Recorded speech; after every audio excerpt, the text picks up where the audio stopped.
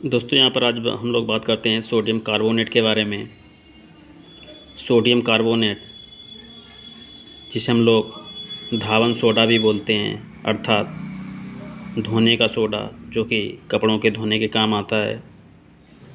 तो जो sodium carbonate होता है वहाँ पर हम देख सकते हैं हम लोग उसका जो फार्मूला होता है Na2CO3। यहाँ पर ये हमारा सोडियम कार्बोनेट का फार्मूला हो गया। अब देखते हैं इसको जो अणुभार होता है वो किस प्रकार से निकाला जाता है और बनाने की विधि भी देखेंगे।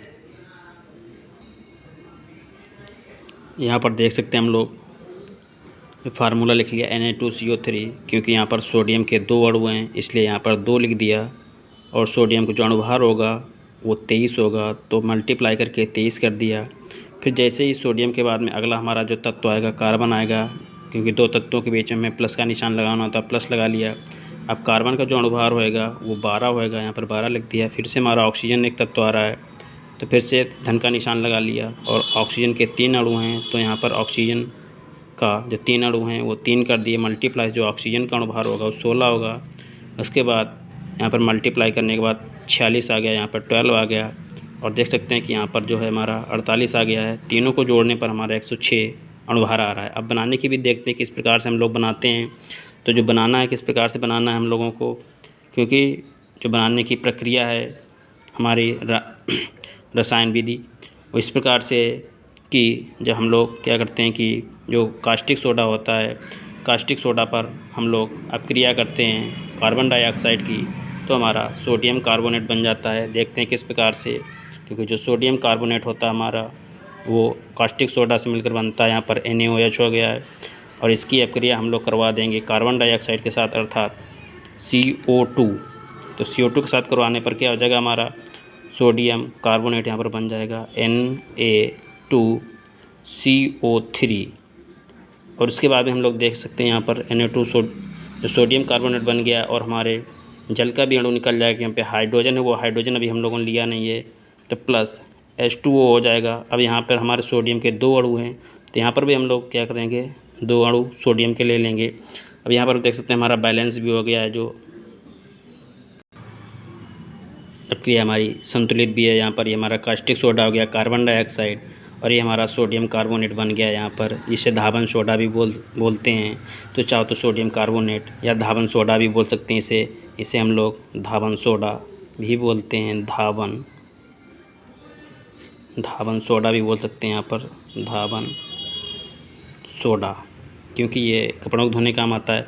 अब देख सकते हैं इसके जो भौतिक गुण होते हैं वो क्या होते हैं। भौतिक गुण हम लोग देख सकते हैं यहाँ पर, क्योंकि जो यहाँ पर हमारा सोडियम कार्बोनेट होता है, सोडियम कार्बोनेट होता है वो एक सफ़ेद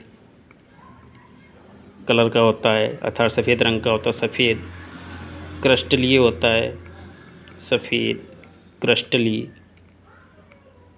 और सफ़ेद क्रिस्टलीय ठोस होता है। यहाँ पर जो अवस्था होती है वो ठोस होती है, तो सफ़ेद क्रिस्टलीय ठोस होता है यहाँ पर। और दूसरा जो भौतिक गुण है यह जो होता है जल में विलेय होता है, अर्थात जल में जल्दी से घुल जाता है। पानी में डालने पर ये घुल जाता है, जल में विलेय है। इसके उपयोग के बारे में वर्णन करेंगे अभी। पहला इसका जो उपयोग है यहाँ पर प्रयोगशाला में अभिकर्मक के रूप में हम लोग यूज कर सकते हैं। प्रयोगशाला में अभिकर्मक के रूप में कर सकते हैं।